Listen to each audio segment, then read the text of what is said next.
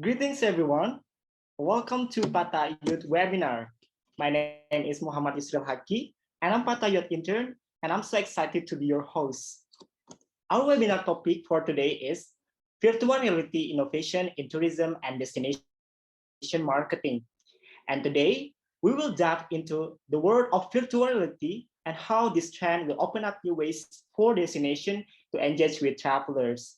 Joining us today is Mr. Tony Chow, who is in charge of content development for marketing of Hong Kong Tourism Board.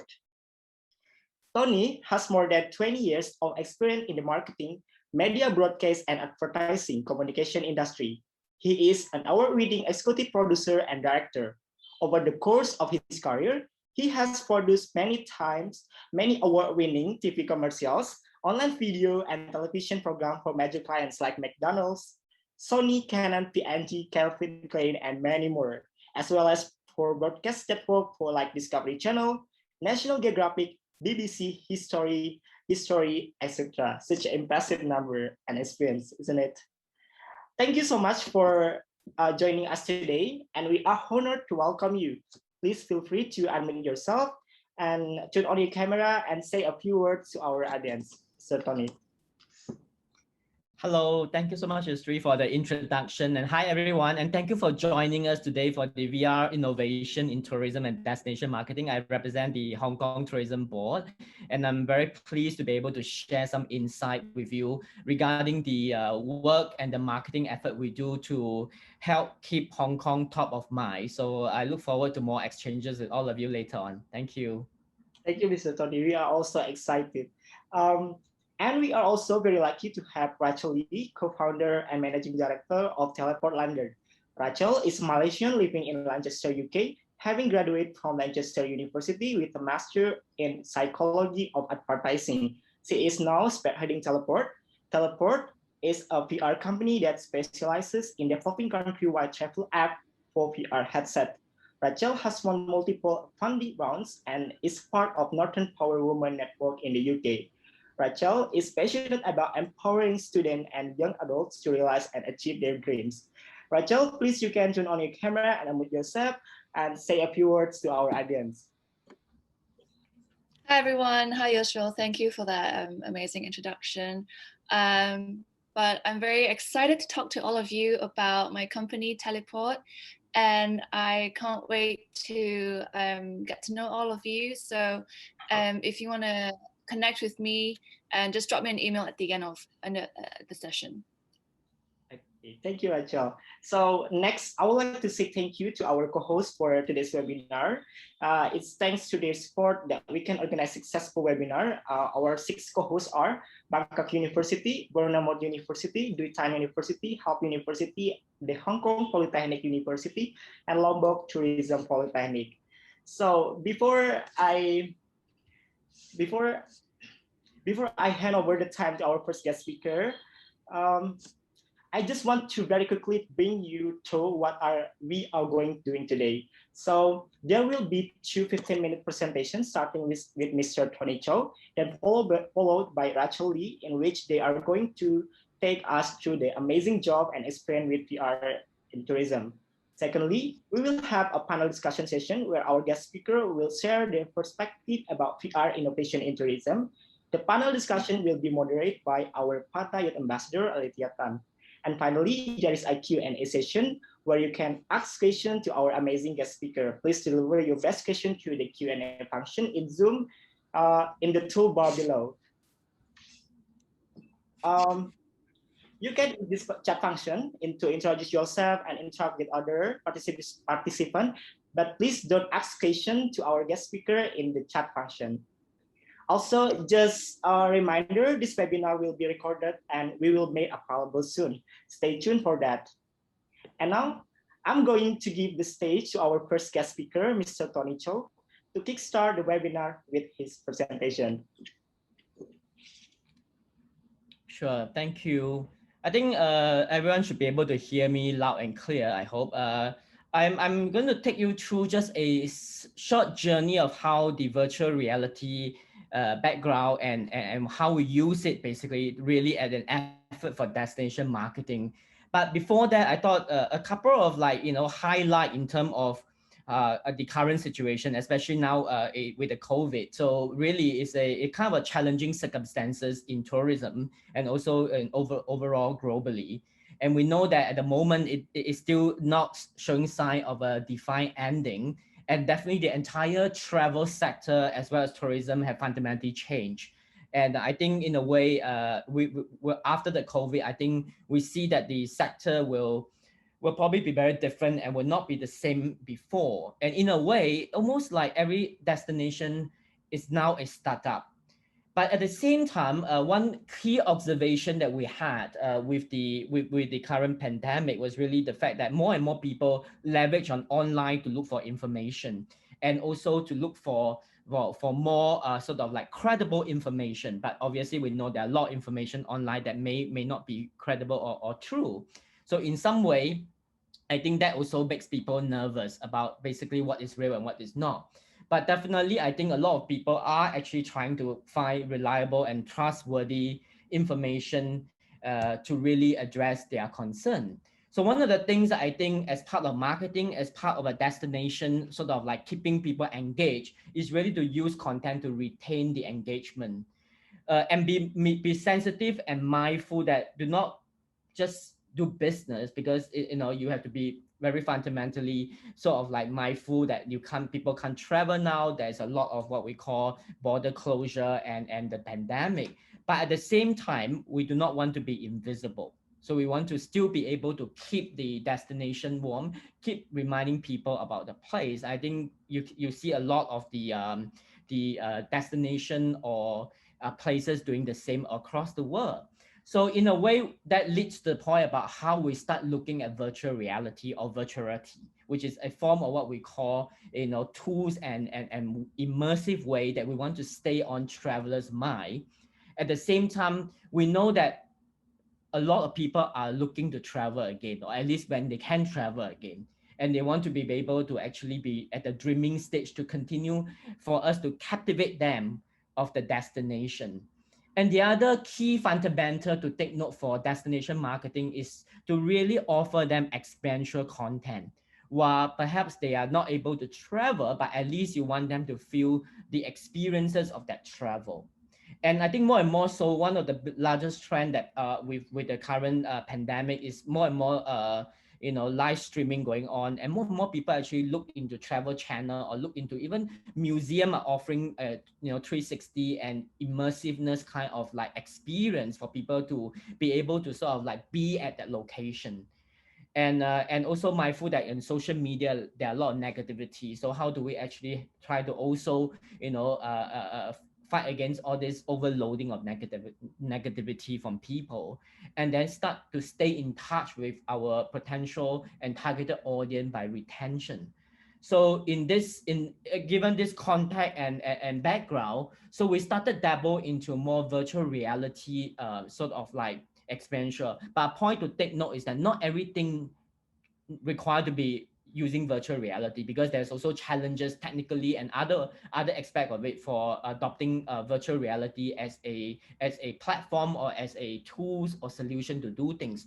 So for us in Hong Kong, we want people to basically feel the immersiveness of it, but at the same time we want them to be able to actually have a balance between the sort of like 360-degree versus the sort of like 180-degree, where we still continue telling story. It's a good way of telling story. So a couple of months ago, or probably late last year, we started our first major attempt into creating a content using virtual reality. And one thing that I think a lot of people are not particularly aware, that Hong Kong actually is not just your shopping, dining, and just food paradise and all that. Actually, Hong Kong has a lot of very amazing nature and outdoor and hiking routes that is actually really convenient and easy to get around. I mean, in some other destination, you travel far away to go to a hiking site or even a camping site or even a nature trail. But in Hong Kong, the proximity of the urban landscape and nature landscape is actually quite close, within an hour or so or less. And actually that makes it very convenient, but we don't promote enough of that. So we started to actually really look at, and given the pandemic, I think outdoor tends to be a little bit more sort of like, safe in a way, and hopefully taking the fresh air and part of wellness also important to actually keep people healthy and well. So we started actually offering that, and we use virtual reality to actually capture that moment where you're not able to actually be in Hong Kong, and but when you come back, be assured that there's such beautiful nature that you can enjoy. So I'm gonna ask Pata side to help me play the first video clip to showcase that, so we can talk about that. So please, the video one to play the great nature virtual reality clip. And then after that, I will give you a bit of background.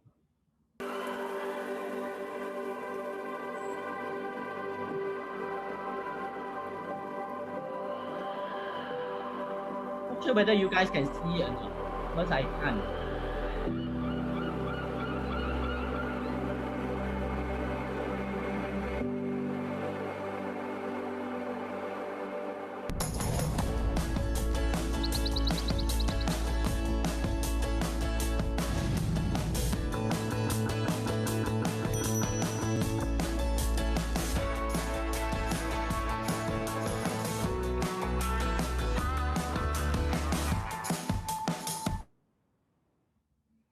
Okay, I sorry. don't think they can see the video. Okay, Yeah, here. you might have to share the screen first. Yeah, Let's share this again. no worries. Let's start from the top.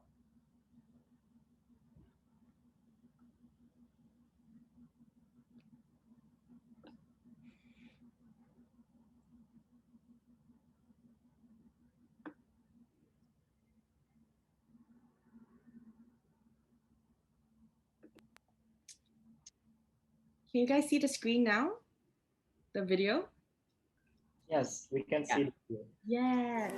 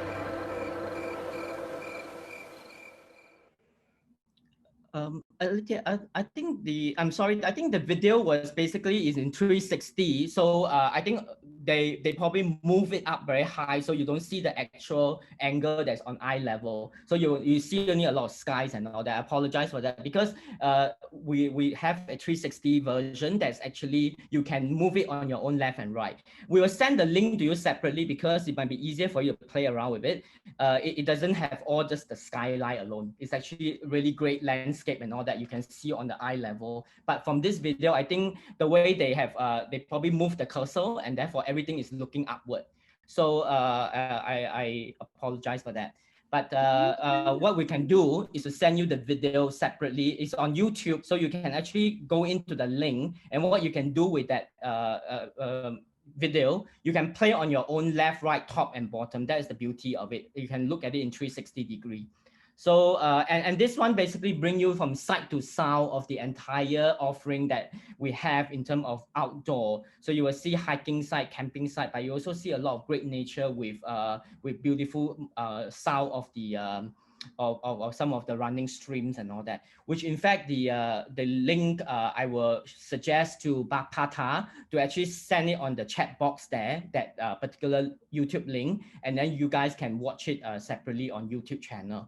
And then you can see the spectacular of it as well. So this was actually quite well received. We won several awards for that, using VR as a way to tell the story of our great nature and site. So a lot of people were surprised. They wrote to us and said, "Oh, we didn't know Hong Kong actually has such beautiful, great outdoors and all that, including cycling sort of routes that you can enjoy in this from a very much a urban city like Hong Kong." So I think we can do more to promote more great outdoor, and I think virtual reality is a great way to showcase that particular sort of like great outdoor and immersive nature, because you really feel like you're part of that. And the way we actually designed it with each of the scene was really very, very carefully sort of like set up the camera, but it was always challenging with the technology because you can see everything 360 degree, and therefore you have to be mindful of, and we can discuss about it during a panel discussion, some technical challenges to do that.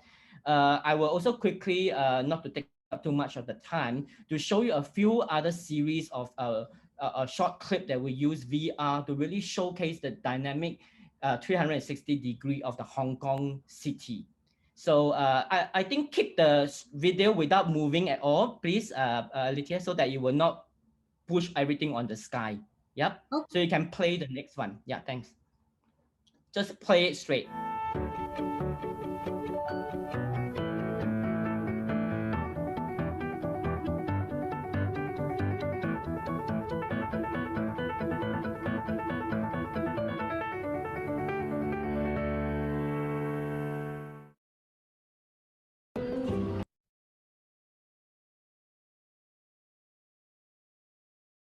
Yeah, continue with the second one as well and the third one.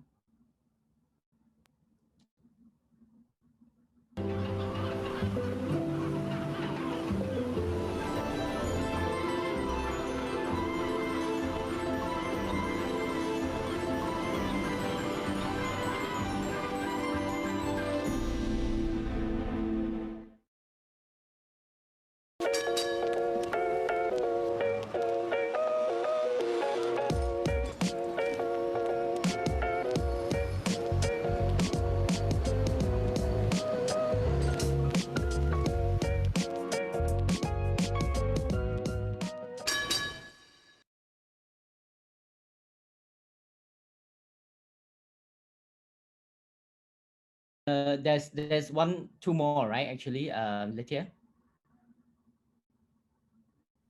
Yeah, one moment. Yeah.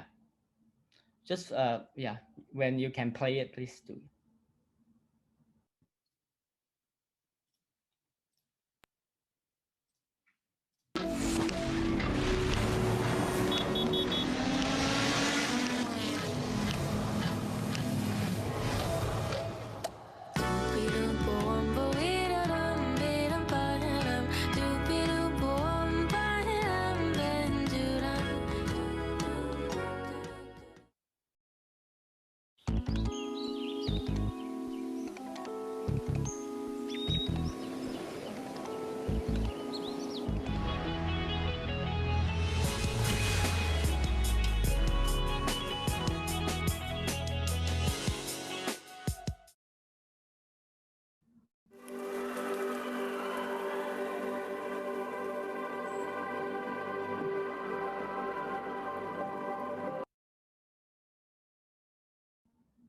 Yeah, thank you. I think, yeah, we have all. So basically, you can have a few of the range of the few from the few five clips that you just saw, short clips.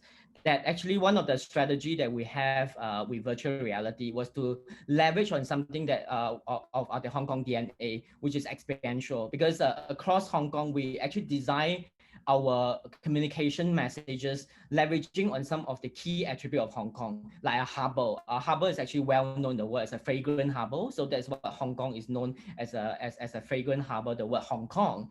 And harbor is actually the hero. Really, people when at night realize the beauty of the harbor. So harbor is actually one of the highlight. So experientially, we look at harbor. We look at something like our unique public transport, which is the little tram called Ting Ting. And these are some of the elements that again bring the sound and immersiveness of how you can actually again remind people and let people actually see some of the very unique differentiating point of Hong Kong, and also some of our skyline and landscape. Because Hong Kong is actually, as you know, city of 7 million people, but actually the buildings are all very close to one another. Although close to proximity to nature, but actually it's very much an urban jungle. But then you realize within the urban jungle, there's this beautiful landscape and skyline that makes Hong Kong very unique and as well. And also our other experiences where we talk about the nightlife and the neon sign and all that for the signage. So these are the little buzz and sound that we bring it out. And using virtual reality, you actually feels a bit more immersive when you actually look at all these experiential. So we call them the experiential kind of experiences that we want people to get a feel about. So I think in this kind of a experiential type of content, it really warrant the use of virtual reality to bring it out. So a good way to actually do destination marketing. So this is the range that we actually design to really again leverage on our brand communications to share the expenses and the experiences that we want people to feel about Hong Kong unique attributes. So that's a quick overview of our virtual reality overview and some of our thinking behind why we use it and how we will continue to actually leverage on virtual reality to really at this point during this pandemic to number one engage people more immersively and also more intimately and more personalized. Second, really to keep Hong Kong top of mind. And really to use VR and content as a form of engagement, and hopefully that will also give people a more deeper sense that they have a feeling of them though not be able to come to dream at the dreaming stage. They will, and then when the time is right, they'll come back. So like I say, we don't want to kind of like we want to be mindful and sensitive to people feeling about not traveling, but at the same time we want to use content to continue to retain the attention and also the engagement. So that's for me, and I'm happy to actually take more questions later on and have the panel discussion. Over back to you, Yusri.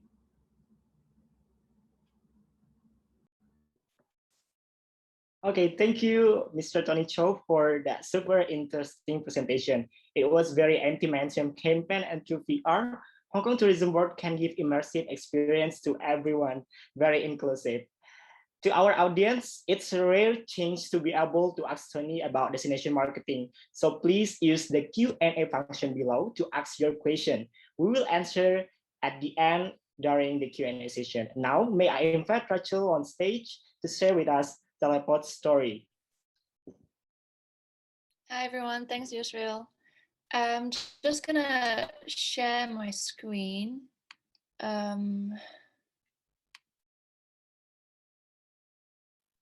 Okay. So I created this in Canva, as you can see. Highly recommend. Very good software. Okay, so hi everyone. Thanks for having me, Pata. Thank you for inviting me on to speak about my very exciting journey today. My name is Rachel and I'm a Malaysian living in the UK. Hi all Malaysian friends. I miss all the food. Teleport is a company that was started about 2 years ago with me and my business partner. We are a, sorry. we are a virtual reality content development company, and we really focus on providing fully immersive and interactive experience, and also focusing more on destination marketing as well. And our main goal is to connect people to places they love, and be it reconnecting someone to a place that they used to go, or to connect someone to a place they've never been before, and to sort of provide that sort of inspiration for people to travel.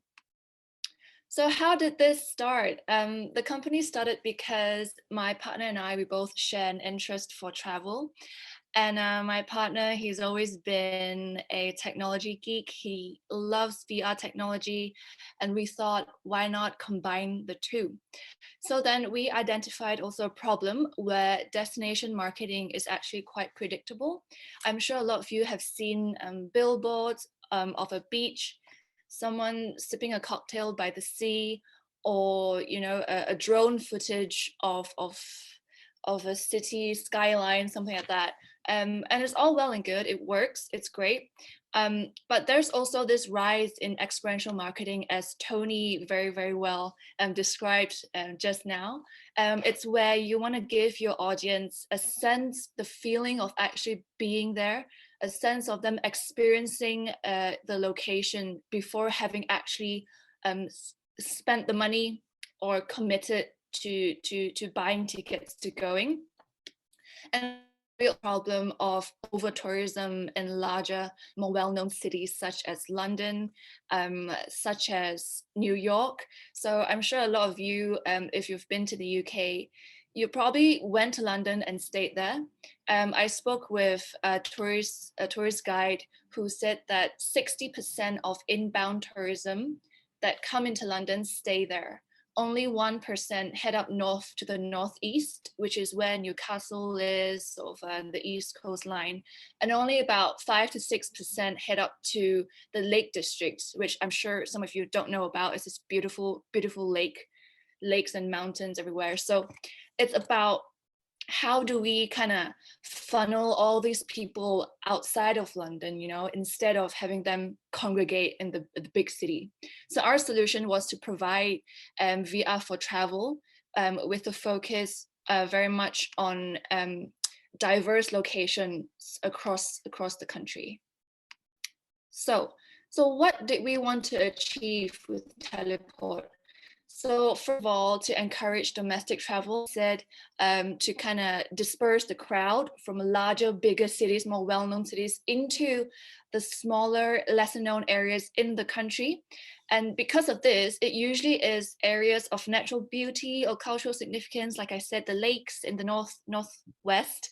And also we wanted to provide a truly innovative way for people to stumble upon new destinations, because you don't know what you don't know, right? You won't go searching for a location which you've never heard of before. So we wanted to combat that problem by giving people a true chance to explore and to really stumble onto something they've never seen or been. Oh, sorry. Got a bit excited there. So how do we do it? So we sent plenty of cold emails to tourist boards in the UK, visit Scotland, visit England, visit Cornwall. We also brainstormed about making VR more accessible, because not everyone has a VR headset. So because our content, we really wanted it to be immersive, right, in the truest sense. So it has to be used with a VR headset. So the problem is that not everyone has a VR headset. So we had to think about that. We also had to invest in equipment. So we had to invest into headsets for research and development, specialist cameras to film the content. Also, lots and lots and lots of research. So we had conversations with tourist guides, friends, family. We did a survey, and of course, a lot of patience when starting up. So this is kind of our solution to people not having a set. So we took over a phone box in North London. So this one is in Angel, Islington, and this phone box is already there. it's been vandalized, it's been left to rot, which is really sad because it's an icon for British culture. So we decided to take over this phone box. We gave it a fresh lick of paint. This is my business partner, Jonathan. We did it all ourselves. We refurbished it. We took out the pay phone function, and inside it, we put a VR headset, and we decorated it with lots of pictures, and it was free to go in and put on the headset and be teleported to somewhere else. And we're very proud of the fact that we are the pioneers of the VR phone box. And of course, it was immersive 3D content. So there was a depth perception that you can tell. And also it was filmed with binaural audio, which means that you can tell from which direction the sound is coming from. So if you imagine yourself on a beach, you put on the headset and you'll be able to tell the sound of the waves, if it's coming from your left or the right or even behind you.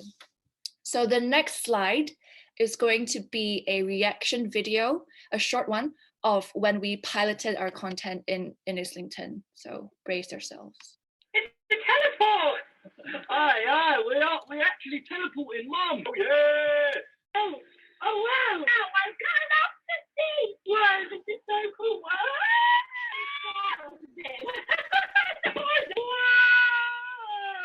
My God! I've seen it forever! It's so nice! That's so fucking cool.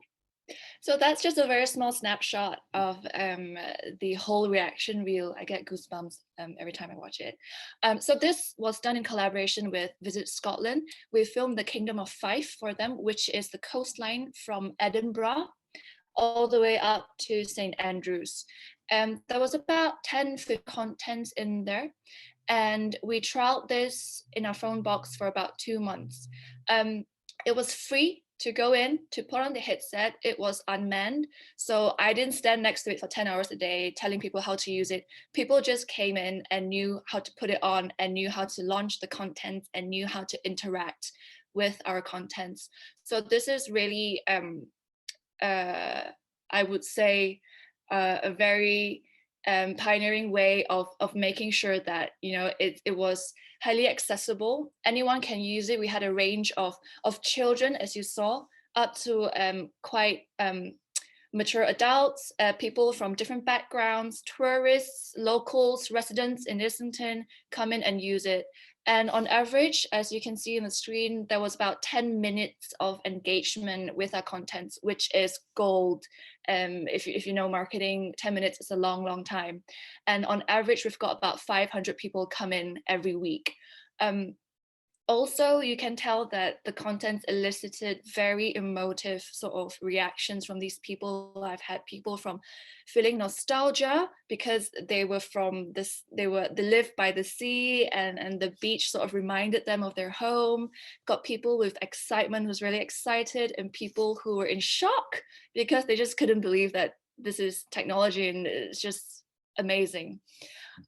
So, as we all know, coronavirus happened, Rona entered the chat, and we had to rethink everything. So everything that I showed you before was before the pandemic. So obviously lockdown happened, nationwide lockdown, and we had to close our London teleport, but we still very much wanted to focus on tourism. The tourism travel industry shut down. People couldn't go out, hotels, B&Bs all had to shut, but we didn't. So now we have transitioned into developing countrywide VR apps for countries. So we are taking from our experience from the phone booth, from the phone box idea, and we traveled to Scotland for some more contents.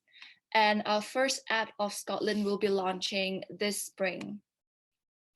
So this is some of the shots that I took along the way, and it will still be for the VR headset. So you will need one of these, and this is sold by Oculus Facebook. So if you have any, keep an eye out for it. So it will be a comprehensive app of the whole country. As I mentioned before, we wanted to make sure we include not just capitals or big, large cities, but also smaller cities across the country where they're also beautiful, but no one has heard of them. Now I'm going to show you a demo of what it looks like. So now we're at Pittenweem, and you can jump within the app itself. So this is the lighthouse. Let's go there. So we're at the lighthouse now. If you look down, you'll be teleported randomly to a different place.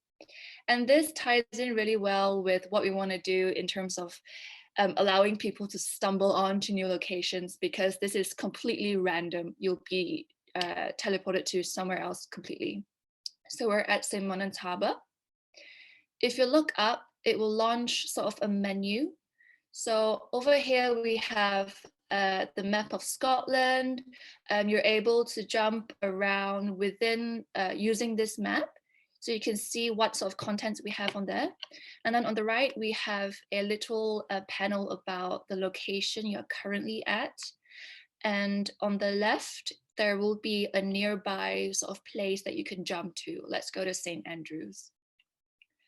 So now we're at St. Andrews. And if you notice, this is a video. This is not Google Earth. It's not still, it's not pictures, it's videos that we film. And it's on a loop. So you have the ability to explore in your own time. There won't be, you won't be kicked out of this scene, basically. You can stay here as long as you want and then explore in your own time, basically. So this is St. Andrew's Cathedral. So just a little bit, I want to touch on how has the VR industry grown since COVID. Obviously, Tony mentioned that they started looking into VR perhaps even before the pandemic, but I think the pandemic really accelerated the adoption of VR as a whole, as an industry. So Facebook is the leading company behind VR and AR, and the Oculus Quest 2, which is their flagship product, is actually on track to being the first mainstream VR headset. Now, no one really knows what the actual definition of mainstream means, but Mark Zuckerberg said that it is 10 million units. So the fact that he said this could indicate to us we are going to achieve 10 million unit sales very, very soon. Also, Facebook's non-advertising revenue has increased by a humongous amount, telling us that it could be their hardware sales that have been skyrocketing. Also, Oculus developers. So we are, I guess, considered one of the app developers for Oculus. More than 60 of them have been generating revenue in the millions, which is, if you think about it, it's one of 3 apps on the Oculus store right now.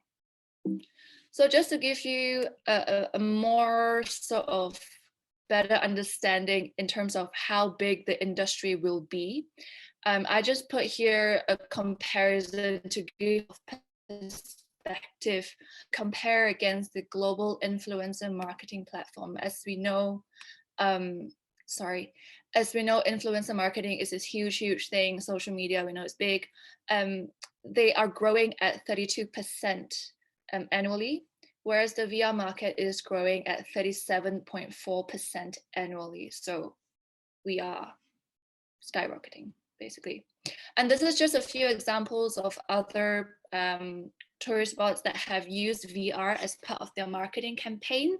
So we've got Australia, British Columbia, Las Vegas, obviously Hong Kong, and they have reported a lot more engagement on their websites because it's something cool, it's something new, and people are excited about it.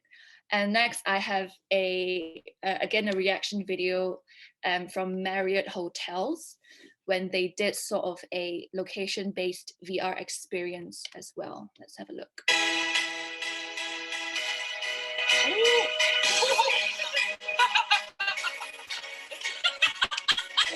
I feel water. Oh, this beach is nice. What beach is that? I want to go to that one. Hawaii. That's Hawaii. That's Hawaii. Yeah. Oh my god. Just the view is very cool, and when looking down is such an intense feeling. Yes. Beautiful.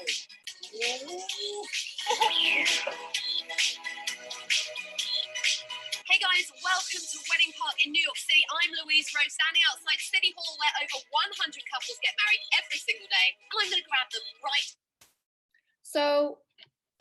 shows you sort of the emotional value of a VR content. You have the ability to influence people's emotions, which is the gold standard of good marketing, which is you want to influence their emotions and subsequently influence their decision-making process. So looking a bit into the future for Teleport, we want to be pioneers in the countrywide VR apps for headsets. And we'll also continue to push for VR in tourism. And also we want to explore our app usage in different contexts, such as travel apps for care homes, travel apps in education, and of course also collaborations with luxury travel brands, and hopefully some reopening of our teleport boxes. And that is all from me. And these are just some of my contact details. Feel free to reach out to me and follow us on Instagram and Facebook as well. Thank you. Thank you, Rachel, for the amazing presentation. With your innovation with VR, open our eyes and increase our spirit as youth that opportunities in tourism now are limited, like ideas that we have should we put into work to become a great entrepreneur just like you, especially with VR itself. Thank you, Rachel. So Thank you. I can wait to hear what else you have to say about the topic today. So let's move straight into our panel discussion section. Now, I'm going to give the stage to the Patayot ambassador, Althea Tan, who will moderate the session. Althea, Rachel, and Tony, please turn on your camera and mute yourself and get ready for the panel discussion. Thank you so much, Yusril. And to everyone who is joining us today, good morning, good afternoon, good evening from wherever the world you are. I'm Alethea, and let's get straight into our panel discussion. So first off, Tony and Rachel, thank you so much for your amazing presentations. Just giving us this deeper insight on the struggles of VR and using VR as a new tool, as well as being able to adapt to the COVID-19 situation that has been presented to you in terms of for you, Rachel, as a VR startup, and for you, Tony, as someone who has to deal with destination marketing in this new pandemic era. So our first question is going to be about VR innovation within the tourism industry. But of course, to our entire audience that's out there, both here on Zoom as well as on Facebook Live, if you have any questions, feel free to drop them into the Q&A. We already have many great questions that I'm going to try to interweave into the panel discussion so we can get to as many as possible. But we'll also move into a very simple Q&A section right at the end so that we can try to answer as many questions. So the first question I have, really, both of you touched on it a little bit during your presentations. And we wanted to know, what are the strategies that you can use when you are dealing with VR as a tool and as a medium to make tourism more inclusive and more accessible for all types of tourists? So for example, Tony, for your 360 degrees videos, were there any things that you guys did on purpose to make sure that it was very inclusive to anyone and everyone who could view it on the internet? For sure. I mean, the whole idea of not, I guess technology have helped, or increasingly the cheaper equipment and the more advances in equipment in terms of the VR or 360 camera. And we use 360 camera, which is basically like 360-degree view. In a way, it's slightly different from, say, using a virtual reality sort of like Oculus kind of like headset, where in some cases people may not have access to that, right? So we want to basically be able to have a platform, and YouTube has a good platform to do that ability to basically, with internet connection, you can view, you know, the entire sort of like 360 video in the sort of immersive way. But at the same time, it's not similar where you put on a headset, but some people find headset somewhat more cumbersome and a little bit more sort of like nauseous when they put it on. But definitely you are almost playing game with it if you are using a headset. But I think for us, we really want you to be watching it to get immersed into the whole environment. So yes, it is basically about accessibility. It's also about having to be more inclusive so that people can actually, who wants to have a feel of how that a place or destination is like, can basically have a sense of it from there. I agree, Tony. Sorry, Alicia, can I just jump on No, here? I wanted to ask specifically because for you, you're using a headset, and that's something that is not accessible to everyone, but you're actually making it accessible in the Teleport London booths. So I wanted to ask you how you, what strategies did you take to make sure it was accessible to maybe old couples who are walking down the street? Yeah, so to a point that Tony said about the nauseous element to it, our content isn't, well, it's great for me to say, but it won't make it nauseous because we don't film it, we don't move the camera when we film, it's stationary. And the way you can jump around the content is as I shown in my demo. You jump around in it by activating it by looking at the waypoints. So it won't nauseous in that way because our camera is stationary. But to answer your question, Alicia, is that obviously we understand that not everyone has a VR headset, and that's why our plan was to just put it out there where it's most accessible, where anyone can walk into and put it on. But obviously right now, because of the pandemic, we have stopped that, and we are now proactively approaching organizations to partner up with them.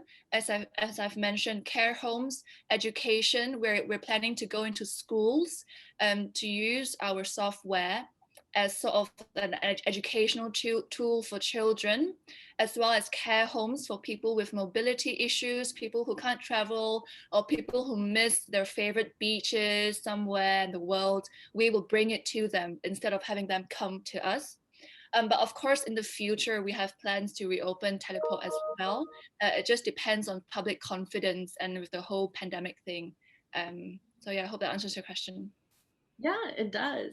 We also have a lot of questions, and I'm also really curious about some of the technical challenges when creating VR videos or when creating VR products or creating VR experiences in marketing. So, and I know, Tony, you touched on this as well, but maybe Rachel, you could go first and answer the most basic question we have, which is what devices are needed to create this like VR video? Do you need a special camera? What's happening behind the scenes? Yes, definitely. So you need like a specialist camera. There's a range of cameras you can choose. There's the more high-end ones and the cheaper ones in the market as well. But because we film ours in 3D, so ours is more of like the high-end side of things. So apart from the camera, you also need a software for where you do post-production. You come back and you have to kind of develop it, because the way the camera works is that it films it's like this round dome, right? And then it has like perhaps 8 or 7 cameras in each direction, and it films at the same time. And after filming, you need to do some post-production work to stitch it all together so it's one cohesive piece of work. So you won't feel like, like weird stuff. So I would say a lot of technical knowledge as well you need to kind of bring it all together. Yeah. Tony, how about you? What were the technical challenges you faced when you started on this VR project? I think the availability, like what Rachel said, is the cameras are there, the software, the equipments are there. I guess for execution point of view, the challenge sometimes is about, when you're on the location scenes and all that, you capture everybody, right? So in a way, you just have to be mindful of how to execute the scene when you're filming them, because you pick up everything, and that is also the biggest challenge sometimes. And I think if you're doing a lot of outdoor stuff, the weather can be a big consideration, and I think we try to minimize having to touch up at post-production and try to do it as authentic as possible so that the actual effect of it will be more real. And so our challenges sometimes always is subjected to some of these unforeseen circumstances, and sometimes having to have crowd control or basically managing the things that you don't want to see with 360 view and things like that. It can be challenging, and most of the time are basically that sort of situation we encounter when we're creating it. But it really has to balance with that one sometime, and also the different scenes. Nighttime, I think if in outdoor you may not have the kind of lighting that you can rig up to actually make it good. So how do you actually juggle with all that technicality? So yeah, I think for me immediately I thought of some of these challenges that we face. Definitely. Like I think if you're just filming a normal video, you can very easily set your scene and set your frame. But if you're filming a 360-degree video, maybe you want to move the dustbin behind a wall so that it's not in your video at all. Yeah, simple. Exactly. Yeah. Yeah. Okay. Yeah. So I also wanted to ask how can using VR in tourism bring more benefits or bring more economic value to the local community or to community-based tourism where it's definitely not London, right? As Rachel brought up as an example in her presentation. It's definitely the smaller, almost second-tier destinations or lesser known hidden gems, right? So how can we ensure in our use moving forward that these local communities also can benefit from VR? Anyone can go first. Rachel, you want to start first? Yeah, sure. I think as I mentioned in my presentation, a huge part of the UK, there's a lot of hidden gems, as you said, Alicia, and people don't know about it. Even local people struggle to find a good place to hike, or somewhere new where they want to explore. So I think what we can do is to really do our research in when we're planning all these sort of things, and reach out to them and offer some of our services to these places. And I think the fact that on our app itself, to make it more accessible as well, is our random function, where you can jump randomly to anywhere as well. So it kind of, because like I said, you don't know what you don't know. Like people on the app, they might see, okay, London on the map, okay, let's go there, but if there's a random function, you might then be able to inspire people to suddenly just teleport to this random location, be like, oh my god, what is this place, I love it, let's go there now. So I think we're trying to combat that by providing the random feature in our app as well. Yeah. I mean, for me, I think it's still quite difficult to sort of replace the real thing, right? The real experience. And I think, yeah, well, VR to me is a bridge to basically be able to provide the opportunity to really explore and kind of like bridge what potentially you may not even be aware of to people when they have the opportunity to go to that place to fundamentally travel and be there. So I think the physical kind of like experience is still important, but I think there's definitely a value to that, in terms of bring some of the unknown places and let more people be more aware of it from a leveraging on technology that can help. I think that is probably the biggest advantage of it. But still, it will not be the same with the actual physical experiences that you can go with. But definitely, as I emphasize more, and can't say even more than that, the fact that I think it's a good bridge to that.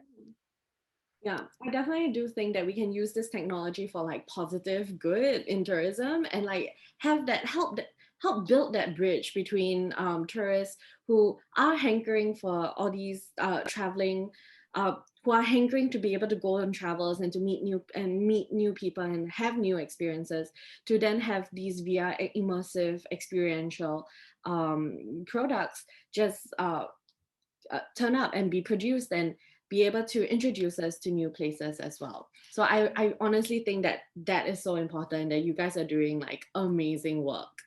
So I have one more question about destination marketing, and this is to Tony. So as from the perspective of Hong Kong Tourism Board, what are some of the factors that you have to take into consideration before choosing VR as a tool or technology in your marketing strategy? I think for us as the youth, we kind of just want a peek behind the scenes in your decision-making process. How do you decide on new tools that you want to use in your marketing campaign? In a way, I think I more or less touched on it during my little short presentation. I mean, to be honest, it's not about using VR for the sake of using VR. I mean, the decision to use a new tools or even immersive and all that comes with basically the relevancy and also the best approach that could bring out your message or what you want to bring across to your targeted audience in a way. So we use a mixture of different touch point or marketing strategy to do that. But the decision to use VR, like I say, was really number one, based on the current pandemic situation. I think there is greater room for using more sort of like the available technology, the more sort of like advancement in technology that can leverage on smaller camera, more robust camera, 360-degree, the platform like YouTube that you can actually, on social media to reach more people. And therefore certain topics or certain experiential kind of thing can use VR to do that. And there are certain other kind of like campaign or messages that perhaps VR may not be suitable. We still have to go back to traditional way of the 180-degree or just basically even the basic 2D kind of approach. So really there's no one shoe fits all, but the decision is really based on like, I see great nature as one way because it's really immersive.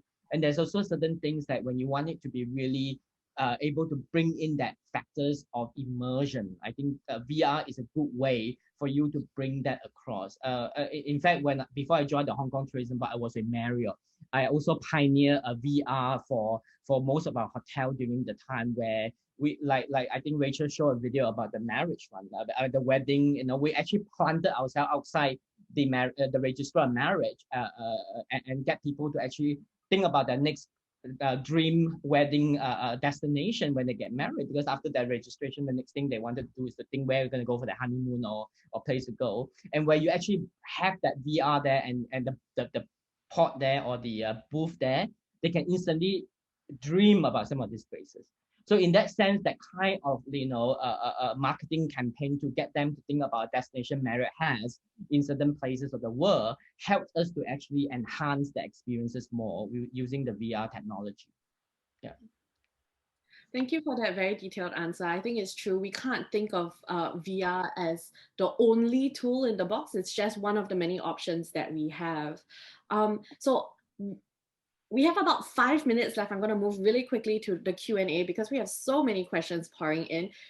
Rachel, I think this links very nicely to what Tony just talked about in terms of using VR as a tool, because for you, it's a little bit different, right? You a little bit more invested in the future of VR. So Mirazam has asked, how do you see the future of VR when COVID-19 and travel restrictions are over?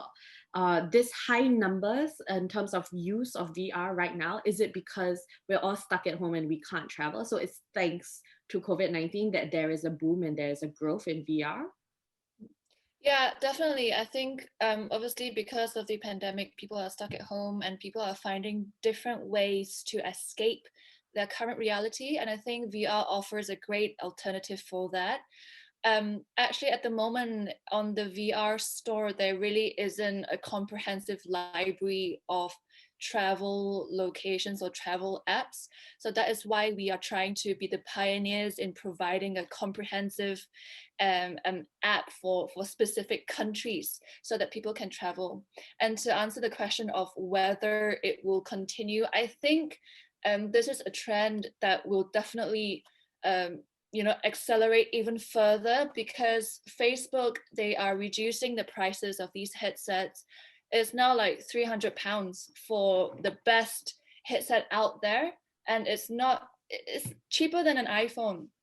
So it's definitely starting to bleed into the mainstream. And if you look at the graphs of different technologies over time, like the internet, the laptop, the iPad, it takes time for technology to really reach a mainstream levels of where every household has one. But the VR headset definitely is going towards that, and in rapidly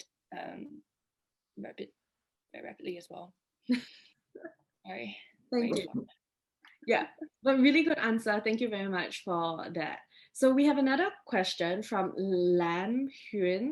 I'm so sorry if I pronounce your name wrongly, but this was a really well thought out question.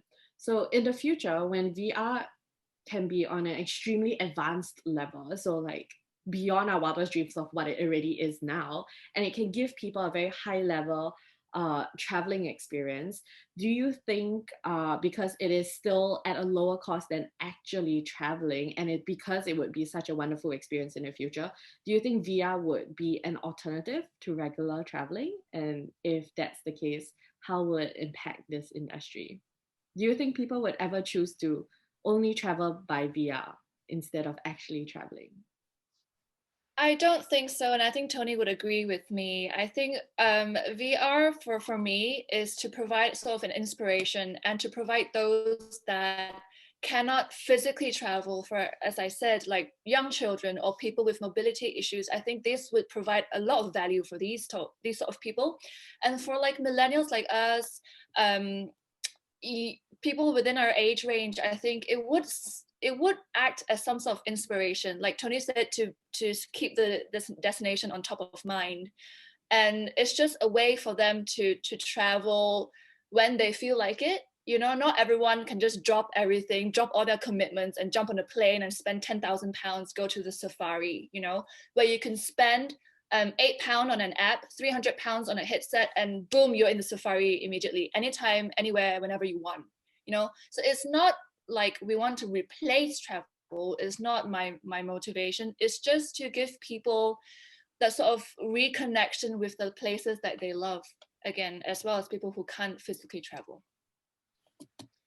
Yeah, I agree. I agree completely, actually. I mean, from a marketing standpoint, it's a complement, but complementary to the actual experience, but not really a alternative or a replacement for sure. I mean, from a marketing standpoint, number one, I think you will look at the consumer touch point. I think really VR serve as a good tool for marketing, as an inspiration, as a dreaming stage for people to get inspired, but at the same time to motivate them to think about going to that place as a starting point. Then along the consumer touch point, you really go into experiential. You really want to have that physical experience. So we use different way at the marketing level in terms of consumer touch point and journey to leverage on those tools and solution and sort of platform to help bring our message across rather than replacing it, really. So I wouldn't think it's going to be a replacement completely, but definitely a good complement, and as well as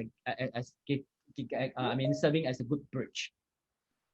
I would also agree. I would also be really sad if VR was to completely replace the actual experience of traveling as well.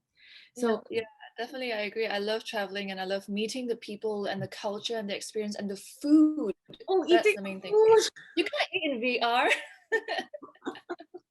Yeah. So you're just definitely still going to need to hop into a car, into a train, on a boat, on a plane to be able to go to destinations and have these experiences for yourself, no matter how immersive the experience is in VR, no matter how experiential it is. So, okay. We are actually running out of time, so I'm going to ask both of you one last question each. Thank you everyone for the amazing questions in Q&A. I'm sorry that we couldn't get through all of them. I tried as best as I could to weave a lot of the existing questions into our panel discussion as well. So we did get through a lot. It's just that there are many questions. This is clearly like a topic that the youths are really, really interested in. So my first question goes to Tony. You've worked with so many major clients over your amazing career. What advice would you give to the youth who are passionate about marketing and specifically the youths who are interested in focusing on destination marketing in their careers?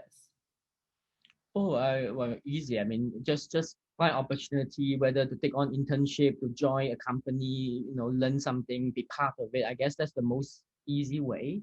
Get a mentor or things like that. I think that would be one way to go around. And I guess if you are really into destination marketing, be an avid traveler yourself. Think of yourself as a consumer. I mean, how would you want to be as a consumer, a traveler? What would you look for? I think this is probably the best time. In fact, I think I value people who really are down on the ground with their sort of passion of traveling to provide us even more deeper engagement of how they see traveling rather than basically from a marketers. I mean, you have the experience, but doesn't mean that you know what is out there in the market. I think the youth are the best people that actually, for me, that sort of like, travel as you like, go as you like, kind of like, that freedom, right? I mean, nowadays, this is how everybody is consuming traveling today. You don't want to go with a sort of a group tour because you want that freedom to choose. So that mindset, the consumer behavior, I think that definitely would be useful for someone who have that worldly view to join a marketing organization that focuses on destination marketing. Thank you for that advice. I think it was really useful. Rachel, so our question for you is, what advice would you give to the youths who are interested in breaking into the VR space as an entrepreneur? Yeah, I think definitely have a really good product. At the end of the day, your product needs to sell. So you need to come up with, you need to do a lot of research. So think about your product, think about what will it provide value for, who is your target audience, and do they really need your product? And just talk to them, engage with them, do a lot of research, primary and secondary research as well. And then obviously use that insight to tweak your product as well and make it the best version that it can be. Also, don't be afraid of challenges, of putting yourself outside of your comfort zone, because it's only then you grow and you develop. So entrepreneurism is not all glamorous. It's not about, you know, attending lavish parties and getting all these like investment, woohoo, I'm rich now. It doesn't work like that. It's a very, very long road, and it can sometimes be very hard. So be brave and never give up. Be brave and never give up. Okay, great. So thank you so much, Rachel. Thank you so much, Tony, for your time. I'm going to hand over the mic to Yusrael, who will close this session for us. But thank you so much, guys, for your amazing answers and your time today. Okay, thank you, Ali. What a knowledgeable and inspiring panel discussion we had. This was a great opportunity to dive into VR as topic, and I'm so glad that many questions are now untangled. Thanks to the huge effort for our two guest speakers. Once again, I want to remind everyone that this webinar recording will be made available soon, so you can revise or watch it.